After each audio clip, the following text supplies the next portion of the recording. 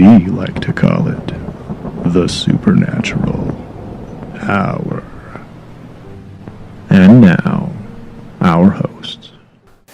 Hello, everyone, and welcome to the Supernatural Hour. I'm sitting here with Raven. I love my new name, just so you know. And Dawn. This week, we're going to be talking about someone that they have named the Destroying Angel of Mormondom. Yeah, that's a tricky word, huh? It is. I think it would be so cool to have a nickname of the Destroying Angel. That sounds... Yeah, the Destroying Angel, I've read that he was also referred to as the Avenging Angel. He's also called Old Port, but I think if I had the choice between Old Port or the Destroying Angel, I would definitely go with Destroying Angel. So yeah, the Destroying Angel. Now this does have some ties into the LDS history a little bit, being that he was heavily involved in... I would say a lot. heavily involved in a lot of the stuff that went on when the church was first formed, and that person is Porter Rockwell. He's pretty much a stud, I've decided. This picture of him I got here on my iPad looks really cool. I wish I could grow hair like his. I got the beard down. I can't do the long hair because I might be able to. His hair was kind of thinning on top too. I might be able to pull off the Porter Rockwell. Yeah, I actually noticed that too. So yeah, we're talking about Porter Rockwell, and I'm going to go ahead and let Deanne start us off. So one of the things that I found interesting, if you grow up in Utah, if you grow up in this culture, in this church, you hear about him. Basically, he and Joseph Smith were neighbors. They grew up near to each other, and they'd known each other their whole life. And he became Joseph Smith, and then subsequently Brigham Young, who came after Joseph Smith. He was their personal bodyguard. Touch bases on how young Porter was compared to Joseph Smith. He was Do you remember them? 8 years younger. Yeah.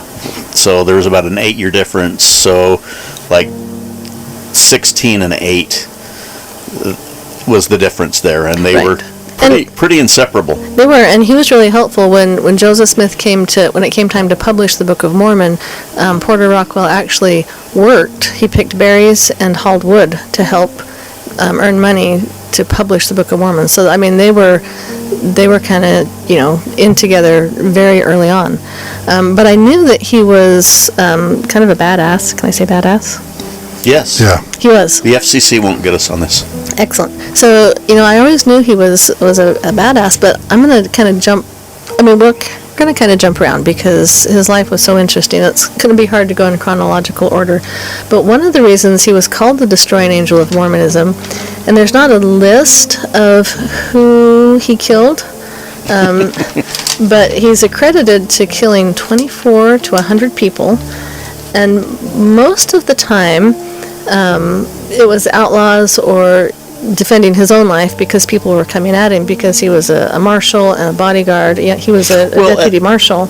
And he was he had a reputation of almost being unkillable. Right. That he was such a stud as a gunfighter. For young guns to make their bones, it's like, well, I'm going to go shoot Porter Rockwell. Right, but he was called the Destroying Angel, but it says that he killed more men, and I didn't know this until I kind of did some brush up for this podcast, but he killed more men than Wyatt Earp, Doc Holliday, Tom Horn, and Bat Masterson combined. And he had like a hawk-like vision. They said that he could shoot someone riding off on a horse in the dead of night. He was so good. And one of the reasons that he couldn't be killed, or that he survived so long, is at one point Joseph Smith gave him a prophecy, and the prophecy basically said, if you don't cut your hair, you can't be harmed. Bullets won't harm you. Or blade. Bullets or blade can't harm you. Yeah, from what I read, they referred to him as like the modern day Samson. Don't cut your hair off. I believe he wasn't allowed to shave either. I don't know if that was a personal choice or if that was part of the prophecy, but yeah. He didn't cut his beard or hair except one time. Yeah, one time, and I'll let you talk about that. But yeah, from what I read, Joseph Smith basically said, as long as you have this hair and beard, you will not die by a bullet. Which was true. He ended up living a long life and died at home, I believe. but we'll get more into that. Yeah, so it's right here. I wrote it down. He says, and this is quoted, says, I prophesy in the name of the Lord that you, Orrin Porter Rockwell, so long as ye shall remain loyal and true to thy faith, need fear no enemy. Cut not thy hair, so that would be probably hair and beard, and no bullet or blade can harm thee. That's kind of cool. Yeah. So he actually died of natural causes. He was about 60-something, 65 or 67. So if you figure back in the 1800s, that was a pretty ripe old age. So he did cut his hair once. And the reason he cut his hair, Joseph Smith had a younger brother named Don Carlos. And Don Carlos's wife got typhoid, I think it was. Some illness, I think it was typhoid. Don Carlos's widow. Because he had died. Correct. Yeah. So. And she was losing her hair. So he did cut off his hair, his luscious locks, so that she could make a wig, which I thought was really sweet. I understood he had the wig made for her and presented it to her. Yeah. But yeah, so that she had a wig so that she wasn't Porter Rockwell's hair. Yeah. So she didn't like go sneak and trick him and cut it while he was sleeping. He did it his own self. I thought, oh, he got this little badass gunslinger, but he cuts his hair off to make a widow a wig. Isn't that cute? And it also talked about that he then went under an alias for quite a while till his hair grew back. I didn't. That's yes. funny. He's funny. So he was really quite known for his loyalty, and he was very relentless. Because he was very relentless and kind of badass, that's the word of the day, by the way. And I don't do the swears often, so be impressed or shocked. I don't know if I one of the consider two. ass a swear. I do. I can think of a lot worse ones. Well, yeah, me too. So, because he was so relentless and fierce and, getting a reputation, he was often accused of stuff that he didn't do. He actually spent 9 months in prison once. And when you're in prison, you're never really treated great, at least at that time. Now you can get, your college degree and stuff, but at the time, you weren't really treated that great in prison. And he was in a cold prison. They didn't give him any bedding. They would feed him food that the dogs wouldn't even eat. And the reason he was here is because at the time, the governor of Missouri didn't like the Mormons, as they were called at that time.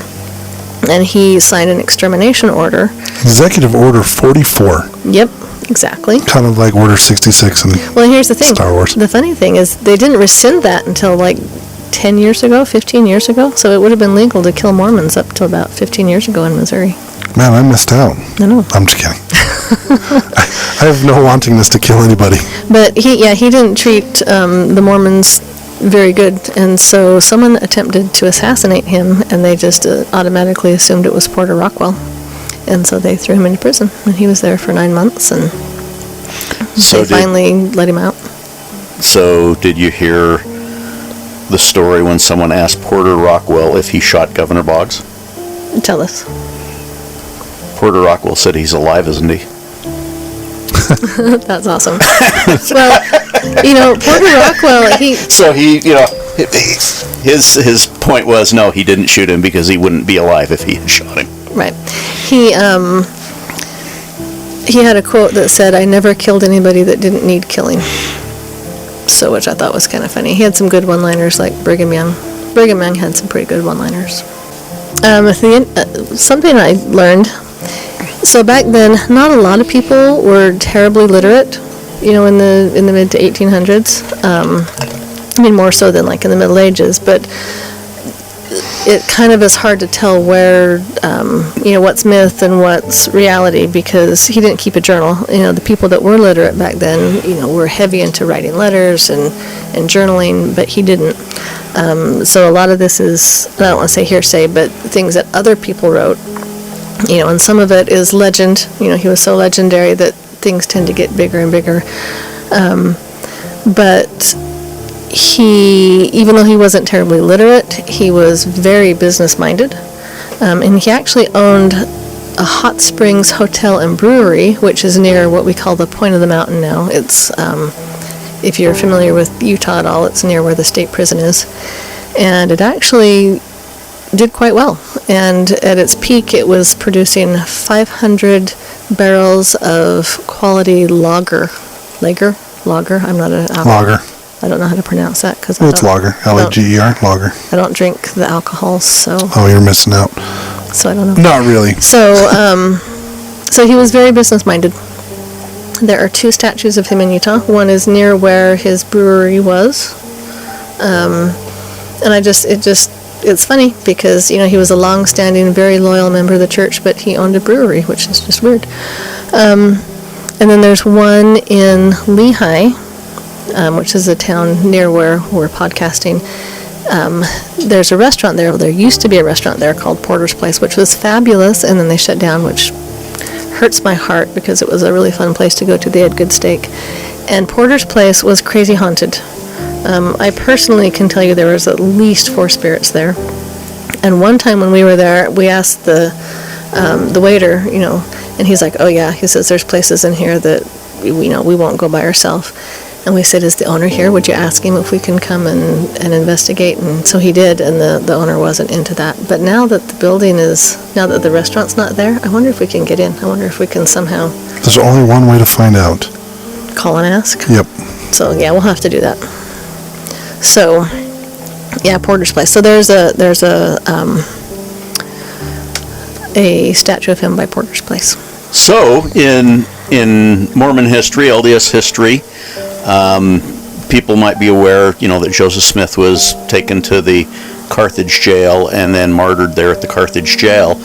The reason behind that was the burning of the Nauvoo Expositor press, which had been orders given to Porter Rockwell to destroy the press, and he was involved with that is the thing, and kind of a thing of personal note there is my 3rd great-grandfather, David Norton Jr., was also indicted in that same action with Porter Rockwell. So they were more than acquaintances. They were kind of cohorts with things. And when Porter went to the gold fields in 1849, David Norton Jr. went there also, and his wife ran the first boarding house that Porter Rockwell had there in Northern California. Right. And as I read about him, I always knew that he was a gunslinger and, and a bodyguard and, a contemporary of Wyatt Earp and Bat Masterson. But the more I read about him, I really earned a lot of respect for him. Like I mentioned before, a lot of charges were brought on him, because he was kind of the scapegoat. But at one point in Nauvoo, if you're familiar with church history, the church had quite a large city and a large presence in Nauvoo. And the saints were starting, the church members were starting to be persecuted. And so Brigham Young told Porter Rockwell, he says, we need to get some pressure off of the, I've written this down, it's funny. We need to get some pressure off of, the persecution from the saints. And so he was running around in the street shooting his gun above people's heads, just purposely trying to get imprisoned. And he was, they got him and they threw him into prison, and he basically went to prison because the prophet Brigham Young told him to. And he's like, all right, and he was married and had children, and I'll go to prison. But even though he's killed, and again, we don't have a number, between 24 and 100 men, he was very, he had a lot of integrity, and he didn't just go around killing anybody. In fact, Joseph Smith said of him, who is now a fellow wanderer with myself, is an exile from his home, like me, because of the murderous deeds and infernal fiendish dispositions of unrelenting hands of the Missourians. And it's just a history thing. If you're from Missouri currently, we don't think you're fiendish. You're totally cool now. Says he is an innocent and noble.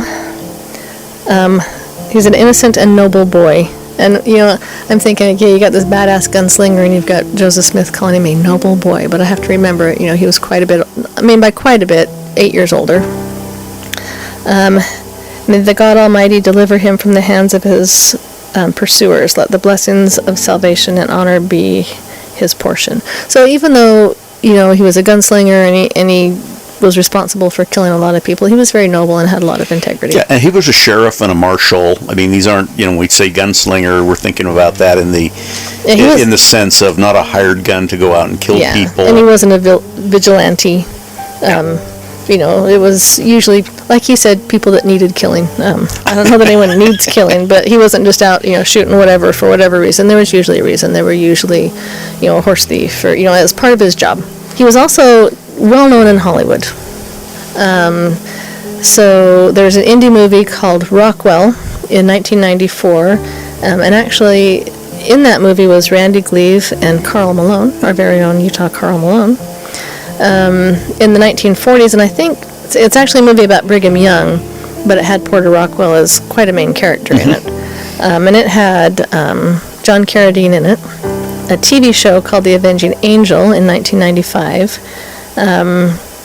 There was a movie called Plan 10 from Outer Space in 1995 that has Porter Rockwell in it.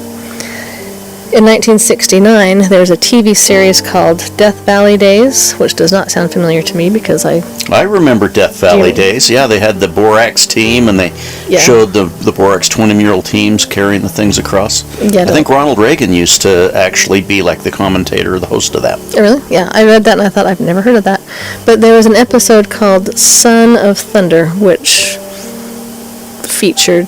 I've never seen any of these, so I can't tell you a whole lot about them. I actually remember that, and I don't remember it as being a Death Valley Days one. I thought it was a Twilight Zone one, but I remember as a kid watching that episode about Porter Rockwell. Well, Wikipedia says it's a Death Valley Days episode. I will believe that. And it says that there's actually an upcoming film called Out of Liberty, and it's his experiences in the Liberty Jail, with Joseph Smith. So one of his things, speaking of Joseph Smith being in jail, he was imprisoned, persecuted because of his faith, but Porter Rockwell actually snuck some tools into Joseph Smith when he was in the jail that Joseph used to try to escape, and he made like a 4-foot hole, and it took him several weeks to dig this hole. He didn't actually break through, but by the time... That was Liberty Jail, correct? I think so. I don't think that was Carthage. I think that was Liberty Jail. It was Liberty, that's what I said. So by the time they let Joseph Smith out, he was only just a few inches through a 4-foot wall to breaking through, so he almost escaped, but he didn't quite. But with help from his friend Porter Rockwell, bringing him stuff to dig through the rock wall. Along that, with Joseph Smith and Porter Rockwell, I understand that Joseph Smith gave Porter Rockwell orders not to come to Carthage. I think he was did. explicitly ordered not to come to Carthage. And then when he went, after Joseph Smith was killed, he kept following Brigham Young because he said, this is what Joseph would have wanted me to do. And he was actually invaluable as a scout, and helped the Saints when they came out west as a scout. And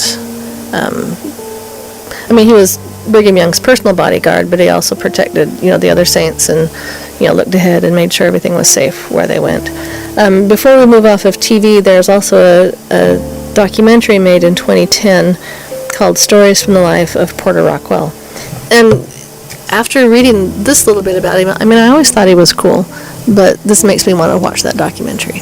Okay, so there was a period of time where, because Porter Rockwell was a mountain man, it actually attracted the attention of a traveler named Richard Francis Burton. That actually, he came here to Utah to see Porter Rockwell. At the time, when he stopped in here, I believe it was in 1860, he was making a trip across America, and he ended up staying here in Salt Lake with a man named Lansdale Dayton. And this guy invited Porter to come have dinner with him. When they were having dinner, Rockwell got a bottle of Valley 10 whiskey, and he and Burton actually went shot for shot. throughout the entire night. And while they were doing this, Rockwell was actually outlining steps that Burton should take so he could pass safely to the Sacramento is where he was heading.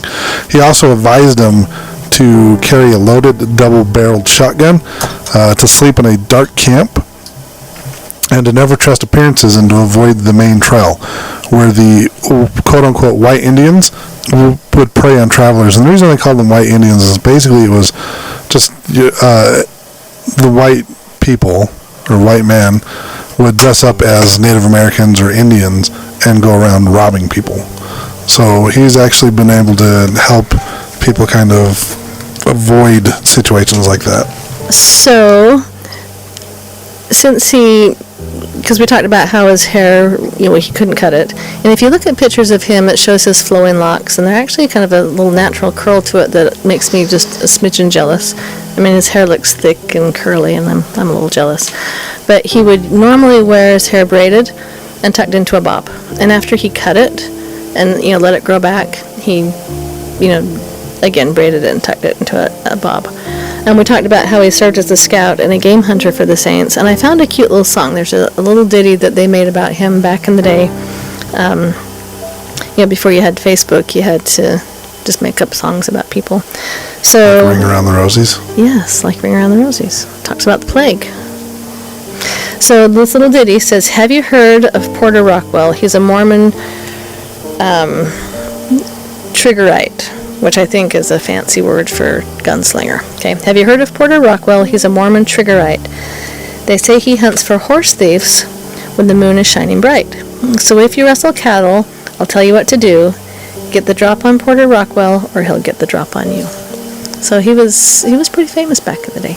So one of the websites that I read was like his second or third great grandson, giving some of his take on his great grandfather.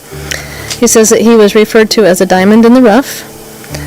He abhorred deceit and intrigue. They said he was above average height. And so I thought, well, what's above average height? And as I did a little digging around, apparently he was 5'6", which would be above average height in the mid to late 1800s. They didn't grow him very tall back then. They said he was very quick in movement. He had strong arms and strong chest. He had gray, cool, and searching eyes. And if you look at the pictures, all pictures from the 1800s, the eyes look a little creepy, but you look at his and you can kind of see what they mean. He had natural curly hair. That was my observation. And he was a very good businessman, like we said, with his brewery. He also, I'm going to say he had a sense of humor, just based on what I read. It says that he harassed Johnston. So when the Mormon pioneers came out to Utah and just started camping here, the federal government sent out an army, Johnston's army, and that gets into a whole other story, which we won't go into. Long story short, as it pertains to Porter Rockwell for our podcast, he went out and kind of harassed him and, caused him trouble and caused him delays, and just enough delay so that the pioneers here could get out of their homes and kind of prepare for this army to come. And so I can just see him having fun with that, being a scout and being a gunslinger, just really having fun.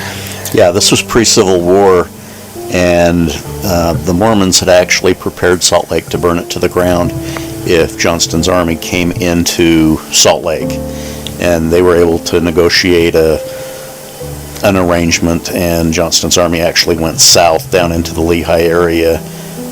But yeah, they were ready to do that. But Porter Rockwell and others made it difficult for Johnston's army to come and do what they wanted to. And again, this was pre-Civil War. Yep. So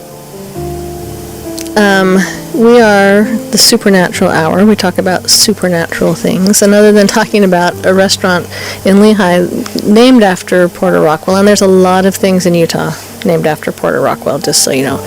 He's actually buried in the Salt Lake Cemetery. Don and I have been there. It says that there was an area just west of our podcast area called Eagle Mountain that Porter Rockwell actually didn't like. Porter Rockwell himself thought that this was haunted, and he didn't like to go in this area. So I am going to read for you this story that I found. So it says, Orrin Porter Rockwell, a gunslinger, bodyguard, and deputy territorial marshal, thought that the area around Joe's Dugout was haunted, and this Joe's Dugout is an area out by Camp Floyd. It says, on occasion, Porter's young employee, Gundamson, was asked to ride with Porter from Lehigh to what is now Fairfield and Cedar Fort. About halfway there, a fellow named Joe Dorton had a little dugout in the hill from which he carried on trade with the soldiers at Camp Floyd. Dusk was approaching when Porter went up to the door of the dugout to inquire of Joe about an outlaw he was tracking. The sought-after outlaw himself came to the door of the dugout when Porter knocked. As Gudmundsson would later tell his family and record, the next thing he saw was Porter backing away from the door with his hands in the air while the outlaw pulled the trigger on his pistol. Gudmundsson testified that in the dark he saw a tongue of flame leap out of the barrel of the gun and said it looked as if the flames of the pistol were going right through Porter's chest and out his back, but incredibly Porter was completely unharmed. When the man's gun was empty, he threw it on the ground and ran up the hill behind the house. Porter came over to the wagon, took out his rifle, and shot and killed the robber. He went over to the body and threw it down a dry well. And so this dry well has now become kind of infamous with some more modern stories. It says, this story leads me into a modern-day mystery about that well. An Eagle Mountain resident, which is a newer town that's kind of cropped up in that area,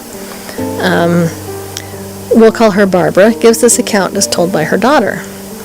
A couple of years ago in the evening, it wasn't super dark yet, that a man was walking. She said he walked towards the dugout before the fence was there, and there's a picture online, there's a fence around this dugout now, and went down in the hole. She watched and watched and watched for a long time, and he never came back out. She said he was wearing a regular jacket and a hat with flaps. She called my dad at work and told him about it, and when he got home from work, he walked over and never saw anyone there. Barbara said that the man was carrying a sack or something similar. Another incident is told by David, another Eagle Mountain resident. This story does not necessarily have anything to do with the well at Joe's Dugout, but it did happen in that same area in proximity to the well. David gives the following account. It was 2:30 in the morning, and I was heading to work, and when I got by Hidden Hollow Elementary, all of a sudden I see this black shape heading north from the hill where people parked to go mountain biking. It almost looked like a shadow. I could tell it was not a deer.